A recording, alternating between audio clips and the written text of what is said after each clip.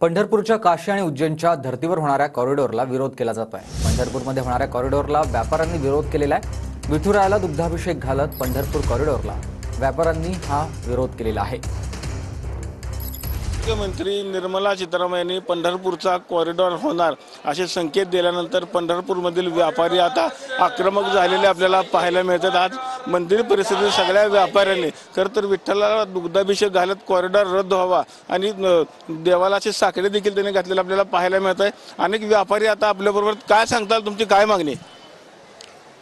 आमची मागणी पहिल्यापासून कॉरिडॉर रद्द या भूमिकेत आम्ही सर्वजण इथले स्थानिक व्यापारी आहोत। निर्मला सीतारामन यांनी स्टेटमेंट केलं की मोदी साहेबांचा हा ड्रीम प्रोजेक्ट आहे। वास्तविक पाहता हा ड्रीम प्रोजेक्ट जरी त्यांचा असला तरी पंढरपूरच्या सुधारणेला आता वारकरी संप्रदायाला देणार सोयी सुविधा यासाठी कोणताही व्यापारी यांच्या विरोधात नाही आहे। परंतु कॉरिडॉर करून आमची घरं जर तुम्ही घालवणार असला आणि जर पंढरपूरचा विकास याला जर तुम्ही म्हणणार असाल तर ती अत्यंत दुर्दैवाची गोष्ट आहे। वारकऱ्यांना पहिल्यांदा राहण्यासाठी त्यांना रूम उपलब्ध करून द्या। त्यांना इथं आल्यानंतर 24 तास भोजनाची फ्री व्यवस्था करा।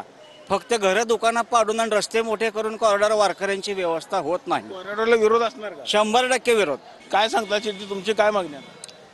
पंढरपूर भक्तिपीठ आहे, इथलं ह्याचं पर्यटन केंद्र करून त्याच्या अपप्रवृत्ती इथं आणू नये ही शासनाला नम्र विनंती आहे।